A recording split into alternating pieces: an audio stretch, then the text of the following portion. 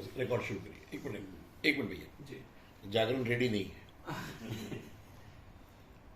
जागरण नाम है लेकिन जागरण सोया रहता है। नहीं, वो सो जाएंगे तो घबरा जाएगा। हम लोग भास्कर हैं। शुरू करिए।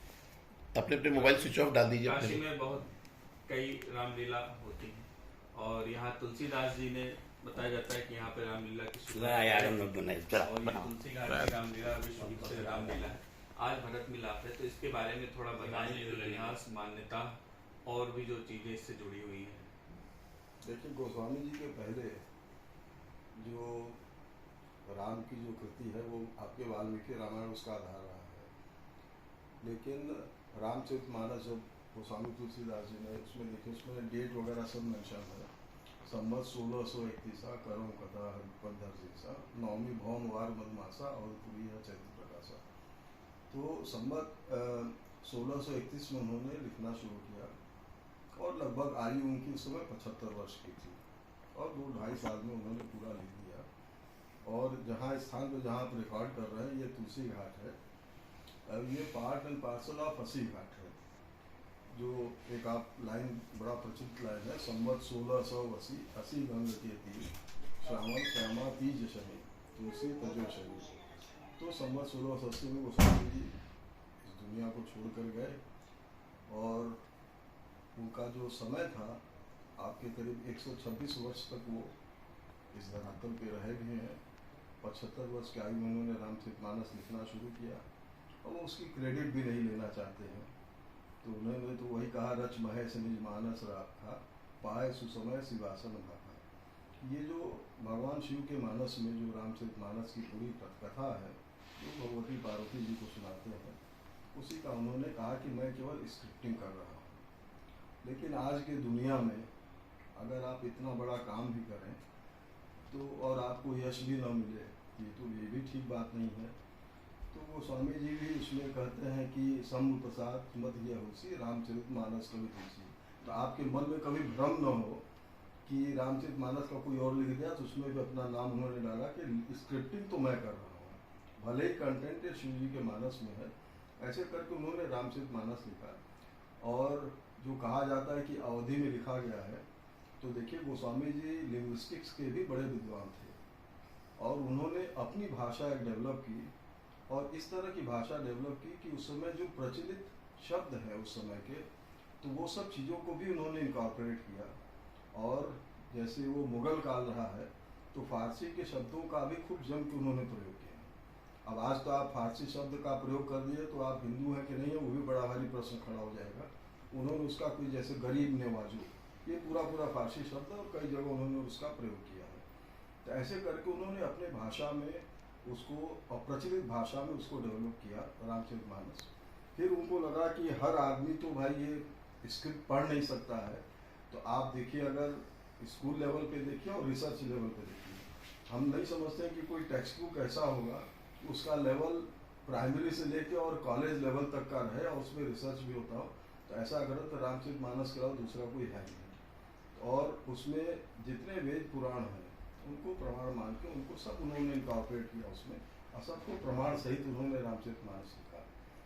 अब मामला आता है कि उस समय ज़रूरत थी ऐसी समाज में कि मुगल काल रहा है, लोग अपने धर्म से भी इधर उधर भटक रहे थे, तो कैसे उनको मोबिलाइज किया जाए।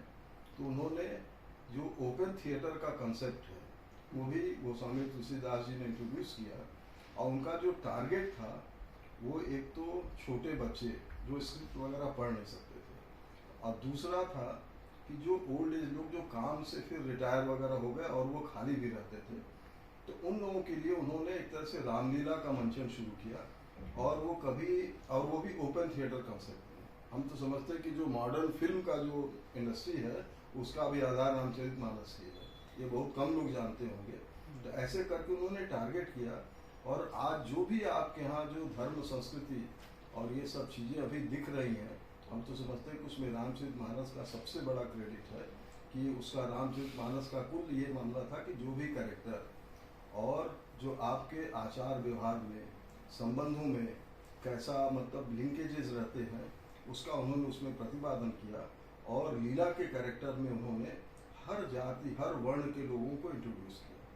और वो भी रामचरितमानस के आधार पर वो लीला जो होता है उसमें, तो अलग अलग पात्र अलग अलग जाति से, अलग अलग उसमें कभी कभी धर्म के भी लोग आ जाते हैं, दूसरे धर्मों के भी।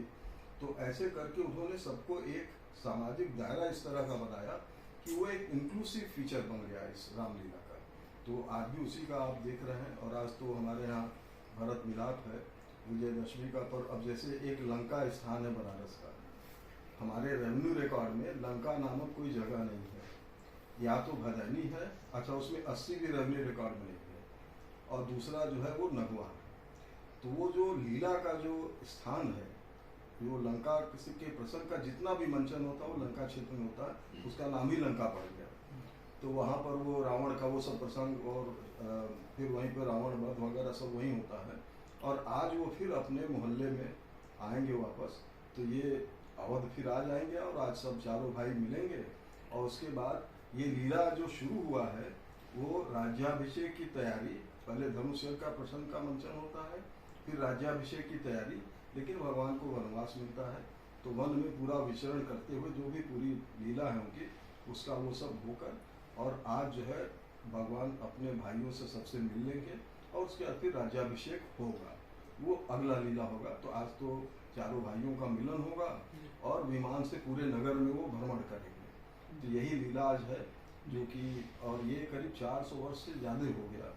और यहाँ पर एक जैसे नाट्यमली का भरत मिलाप भी है, तो वो भी इंस्पायर्ड है गोस्वामी से, उन्हीं के समकालीन मेधा भगत थे।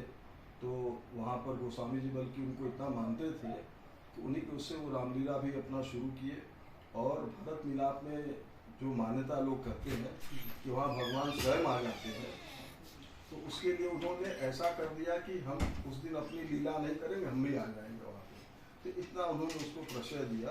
तो गोस्वामी जी का के लीला में जो हमारे यहाँ का जो रामलीला कमेटी है, कल बीत गया, उस दिन भरत मिलाप हम लोगों क्या नहीं होता है। उस दिन वहाँ का चित्रकूट रामलीला समिति का जो भरत मिलाप है उसमें लोग जाते हैं, और नेक्स्ट डे फिर हमारे यहाँ का भरत मिलाप होगा। आगे फिर राज्याभिषेक और फिर समकालिक मिलन, और जो अलग अलग पात्र रामलीला के हैं सबको उपदेश भगवान देते हैं और सबको उनके हिसाब से उनके अनुरूप उनको विदा करते हैं।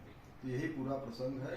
तो हमारा कुल मामला ये है कि आप देखिए सामाजिक आपके जो दायरे हैं उसमें जो विभिन्न जातियां हैं, विभिन्न धर्म हैं, सबको एक प्लेटफॉर्म पे लाके ये रामलीला बांध के रखता है।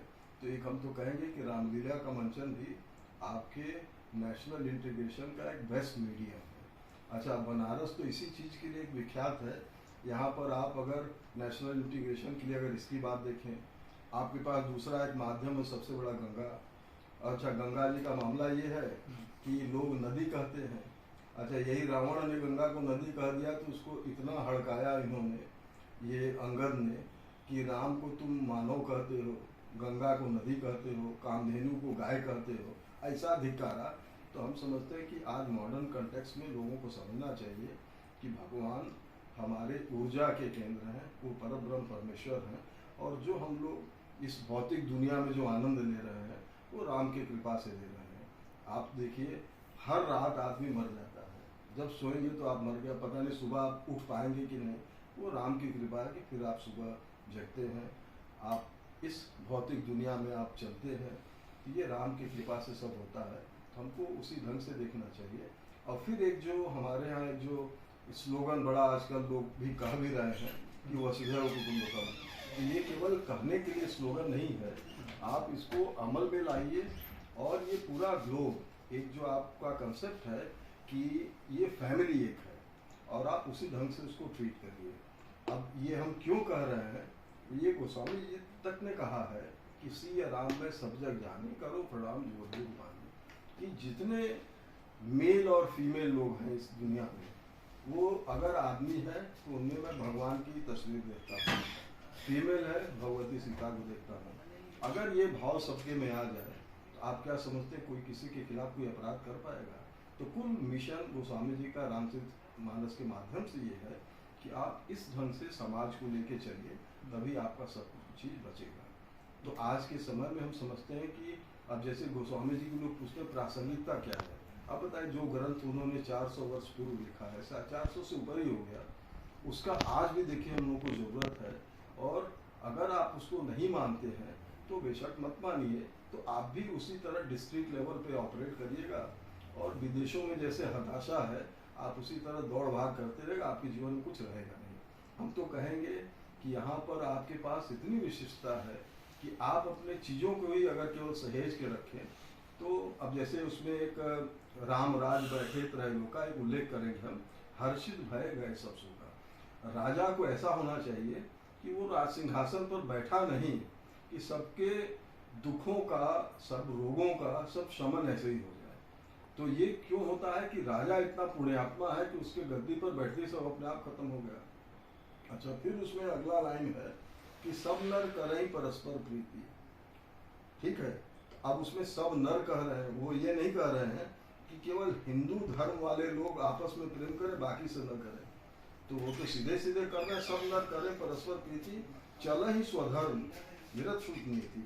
अच्छा, सब अपने अपने धर्म पर चले, यही एक सबसे स्वागत योग्य बात है।